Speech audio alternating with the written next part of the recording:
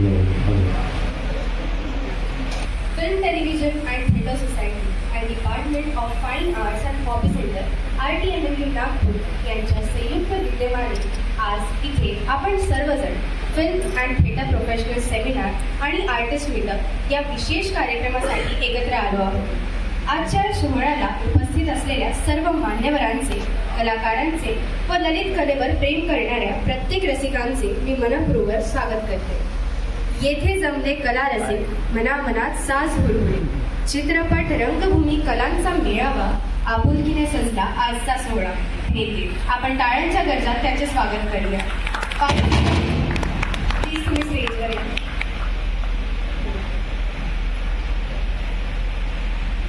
त्यांच्या स्वागताला मी आमच्या शैलेंद्र बागडे सरांना आमंत्रित करते।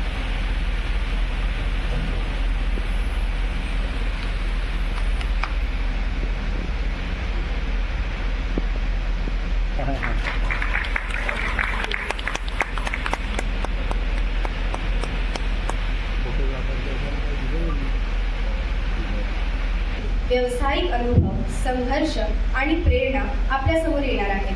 तर चला कार्यक्रमाची सुरुवात करूया।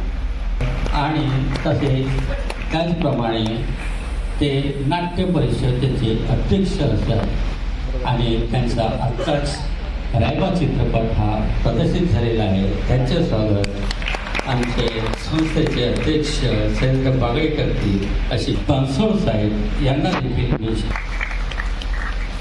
बनसोड साहेब हे चित्रपट व नाट्य दिग्दर्शक आहेत आणि महानाट्याचे पण कित्येक दिग्दर्शन त्यांनी केलेले आहेत। बऱ्याच वर्षापासून ते या क्षेत्रामध्ये आहे, त्यामध्ये त्याने ओळखलं ना आपल्याला। बरोबर म्हणूनच तसेच कार्यरत आहेत। आर्ट डायरेक्टर त्यांचं स्वागत सलीम शेख सुनील सिंग यांनी सलीम शेख सरांचे स्वागत करावे अशी मी त्यांना विनंती करतो। रुपाली कोंडेवार अनेक वर्षापासून हवा तसा ॲटमॉस्फिअर नाही आहे। ॲटमॉस्फिअर म्हणजे आपल्याला ज्या गोष्टी चित्रपटासाठी गरजेच्या असतात त्या इथे उपलब्ध नाही आहेत।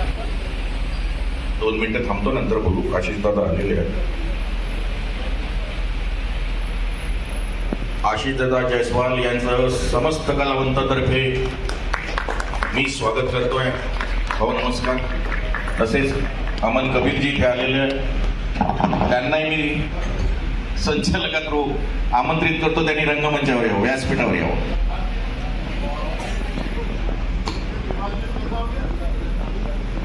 मंचावरती आपल्याला संबोधित करण्याकरिता आपला वेळात वेळ काढून आलेले आहेत। त्यांचे स्वागत आमच्या टाळ्यांच्या गरजामध्ये त्यांचे स्वागत आमच्या संस्थेचे अध्यक्ष शैलेंद्र बागडे करतील अशी मी त्यांना विनंती करतो। स्वागत करूया।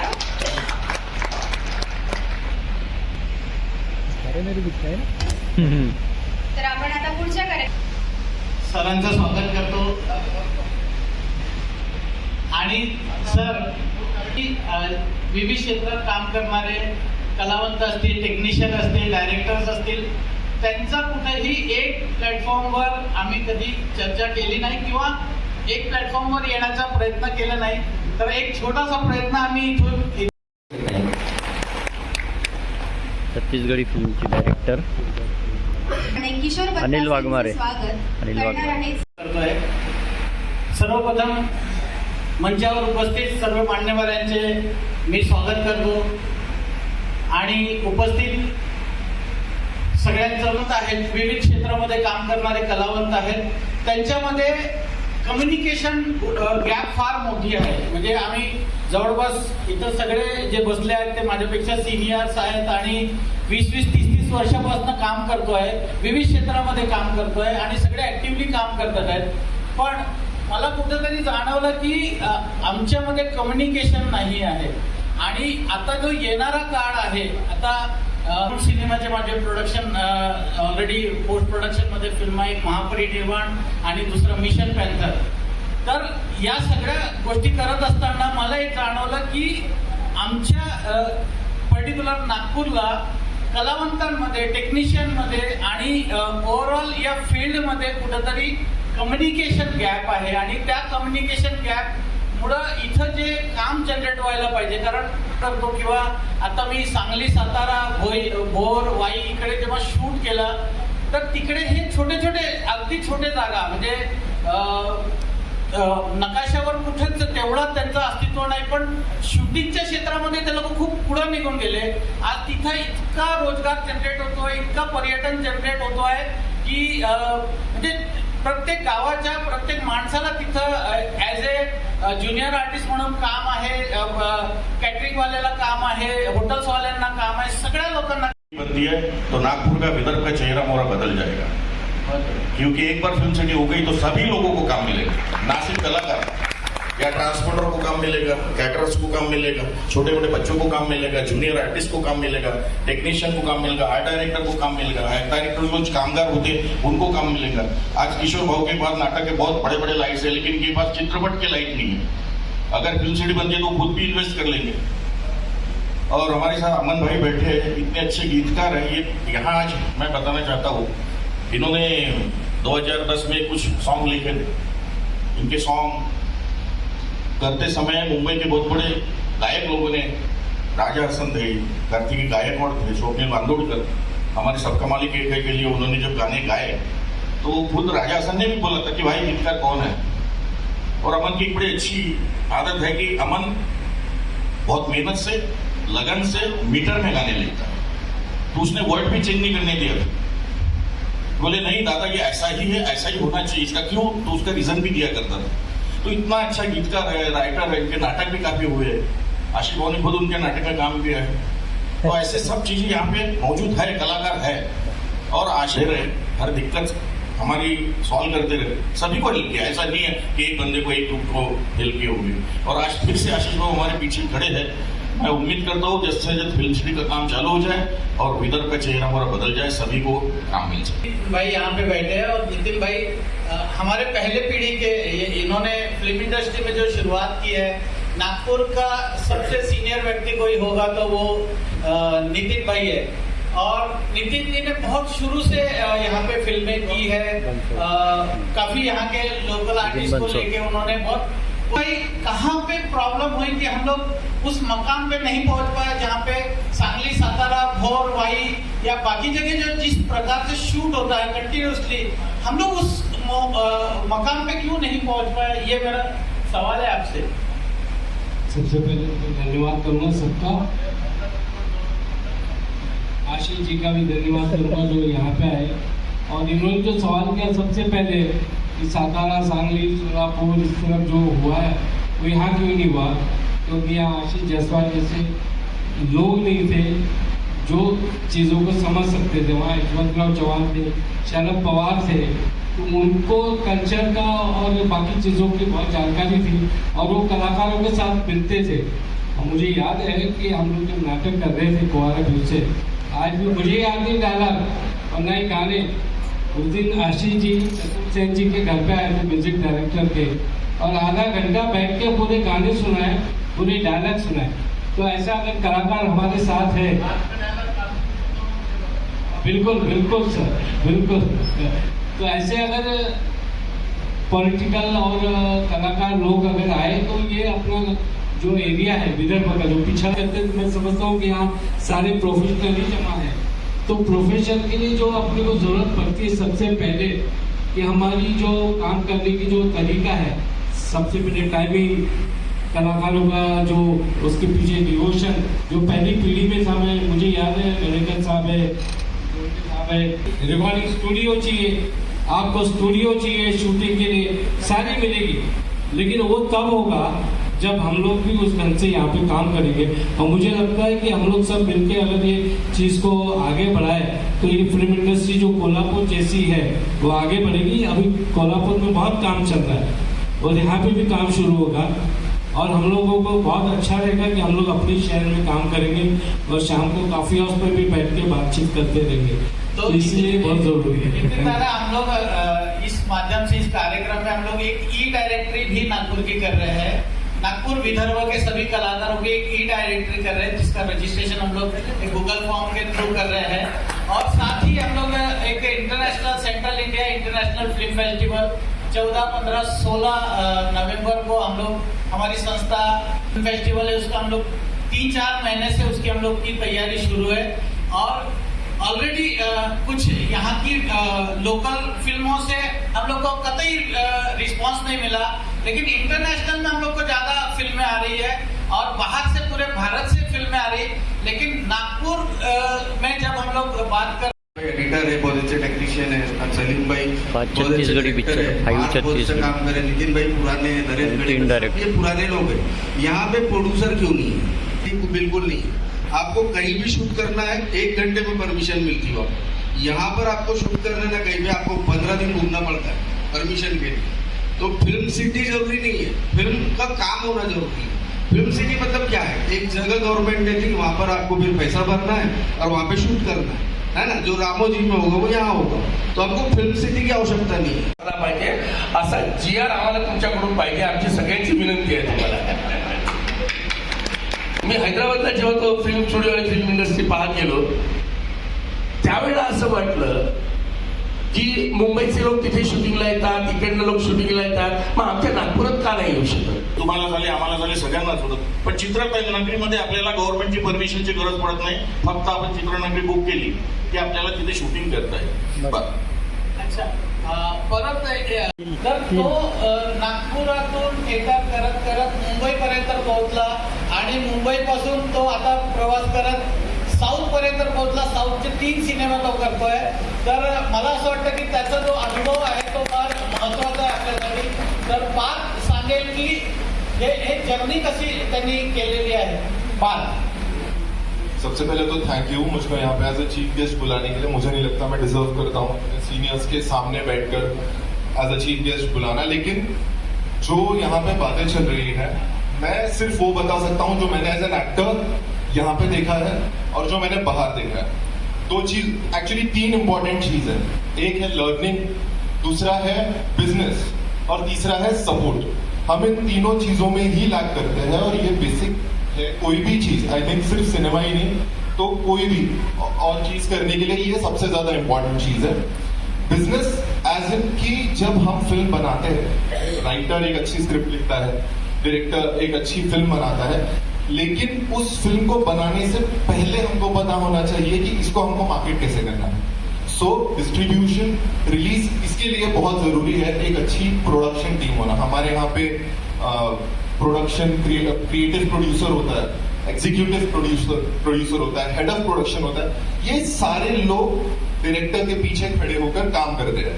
अब क्योंकि हमारे पास ये लोग हैं नहीं तो हमारा काम है कि हम इनको बाहर से लाएं या इनको ढूंढें और उनके साथ कोलैबोरेट करें. कोलैबोरेशन कब होगा? जब हमारी लर्निंग होगी. सॉरी टू से बट मैंने जितना एक्सपीरियंस किया है खुद एज एन आर्टिस्ट यहाँ पर कि जो मैं 13 साल पहले देखता था आज भी मैं वही चीज देखता हूँ, कुछ चेंज नहीं देखा. I think reason is as an actor मैं 13 साल पहले वो नहीं था जो आज हूँ. लेकिन इस बीच मैंने कई वर्कशॉप किया. मैंने चेन्नई जाके आदिशक्ति का वर्कशॉप किया, मैंने मुंबई में ही कई डिफरेंट बड़े ट्रेनर्स के साथ काम किया ताकि मैं अपने टैलेंट को बढ़ा सकूं. वो मुझे काम देगा नहीं देगा पता नहीं, लेकिन काम आना जरूरी है.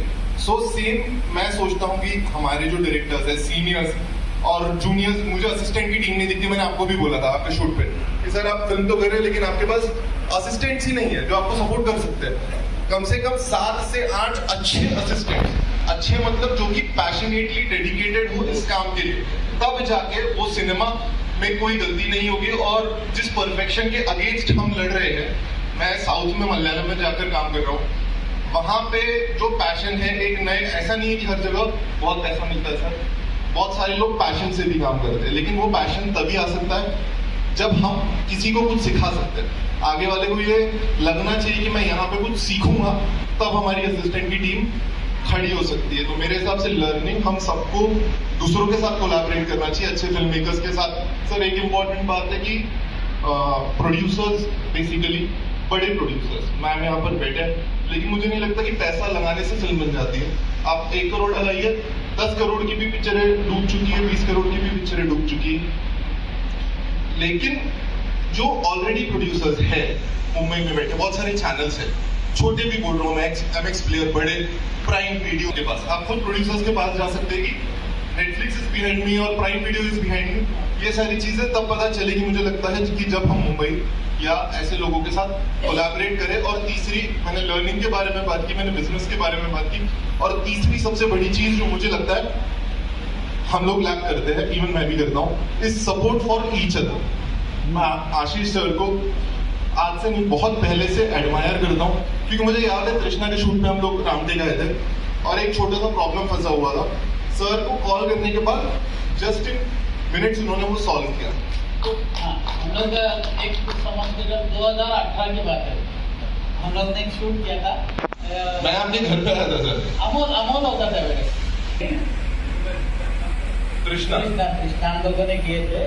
तो मैं खैर बात कर रहा हूँ कि जैसे आशीष सर क्या सपोर्ट कर सकते हैं, हम उनसे जो मांगे वो हमको दे सकते हैं। मैं चाहूंगा कि किस तरीके से हमारे यहाँ के हैं क्या है कर रहे, तो हम उनके नाटक पे जाके अपने घर वालों को लेकर जाए कि भाई देखो एटलीस्ट वहाँ यहाँ पे। आई होप कि नेक्स्ट टाइम जब हम ऐसा कोई मीट करें तो नागपुर के बहुत सारे आर्टिस्ट, मुंबई में क्या मैं आपको बता रहा हूँ, साउथ में मेरे को नागपुर के टेक्नीशियंस मिलते हैं, हमको पता ही नहीं सर उनके बारे में। नागपुर के बहुत अच्छे अच्छे सिनेमेटोग्राफर्स, बहुत अच्छे अच्छे एडिटर्स हैं जो हमको पता ही नहीं, पूरे ऑल ओवर इंडिया है सर, पर हमको पता ही नहीं। मुझे खुद नहीं पता था, वहां जाके पता चलता है कि तुम नागपुर से, हाँ मैं भी नागपुर से, but we don't know them here. तो उनको कैसे कनेक्ट करें जो ऑलरेडी काम कर रहे हैं, वो हमको वे फाइंड आउट करना चाहिए। मैं बहुत जूनियर हूँ, अगर मैंने कुछ गलत बोला हो तो so sorry and thank you sir, आपने मुझे चांस दिया बोलने का। इस मामले में देखो, कोई भी कलाकृति या कोई भी कलाकार जब काम करता है तो उसके काम को अप्रिशिएट होना चाहिए, उसके काम को सराहना चाहिए। और वो पिछले बुधवार मैं संजय लीला बंसाली के पास क्यों जा रहा हूँ, देवेंद्र से भी फोन कराऊंगा उनको कि कालिदास के जीवन पर दीपिका पादुकोण और रणवीर सिंह को लेके तुम एक पिक्चर बना दो। अरे बाजीराव मस्तानी बनी तो शनिवार वाला लोगों को पता चला, शिरडी के साईं बाबा बनी तो शिरडी पता चली लोगों को, अवतार पिक्चर और आशा पिक्चर से वैष्णो देवी पता चली। तो कालिदास इतनी बड़ी ताकत है हमारी, इतनी बड़ी समृद्धि है, इसलिए रामटे के चित्रनगरी का नाम भी महाकवि कुलगुरु कालिदास चित्रनगरी रहेगा।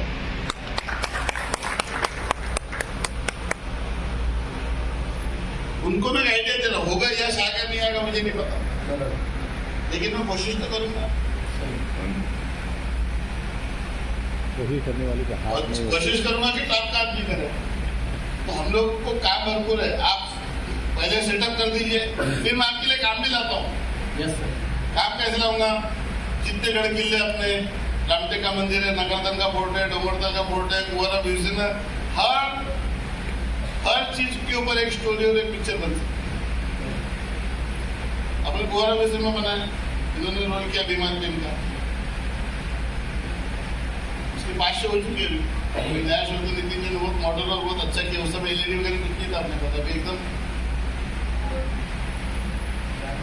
हाँ, इस बार का बहुत ग्रैंड हुआ था। और आपको देखिए सिर्फ इतना नहीं है, लेकिन लोग अपने फेवर की, अपने काम की स्कीम बराबर बना लेते हैं। सबसे पहले तो हम सेटअप तैयार करेंगे, फिर बाद में दूसरी स्कीम बनाऊंगा मैं कि सारे डॉक्यूमेंट्री बनाने, उसके लिए इंसेंटिव दूंगा, पूरे डिस्ट्रिक्ट की इंसेंटिव कर देता हूँ, गोंदिया का अलग कर देता हूँ। एक चीज है, 1 राइड 2 राइड 3 राइड 4 राइड सब चीजें हमको करना है। मुझे कोई भी काम करना होता है, मैं बताता हूँ मेरा मिशन है 50 चीजें करना है। पूरी 50 नहीं होंगी, 10 तो होंगी, 20 तो होंगी। आप बताइए क्या क्या करना है, क्या क्या सेटअप करना है। और एक बार पालक मंत्री जी को मिल लीजिए, एक बार मालूम साहब को मिलिए, सीएम साहब से मिलिए। बाकी एक बार मैं आपके साथ चलूंगा।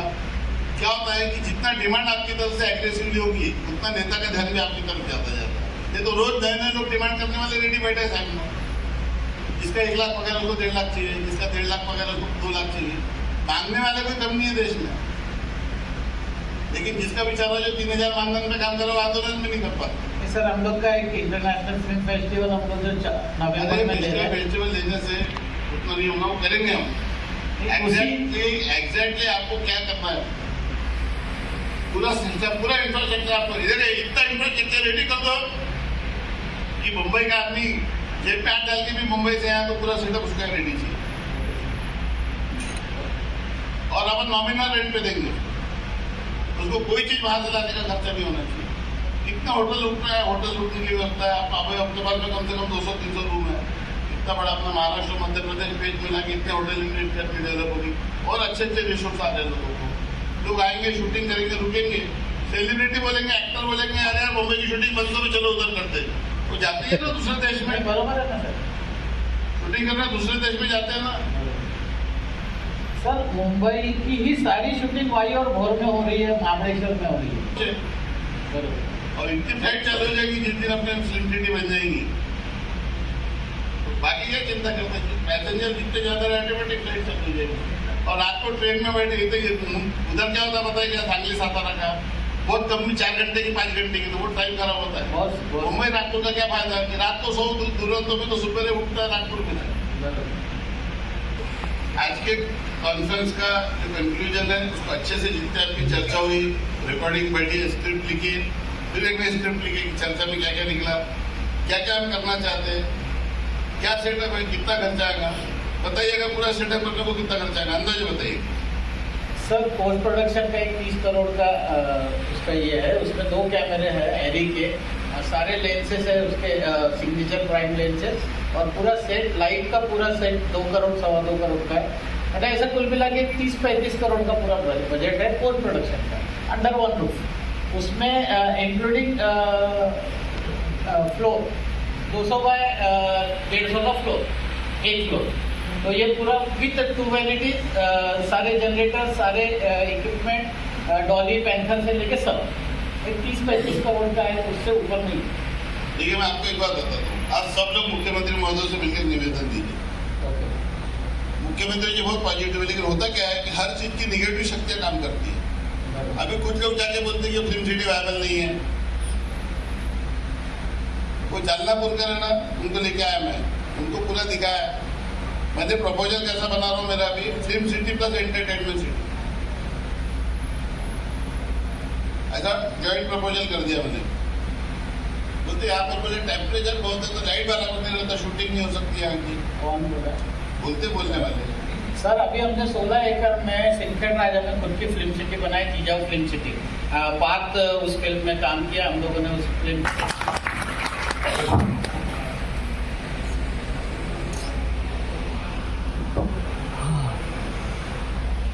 नमस्कार, मी सुबेर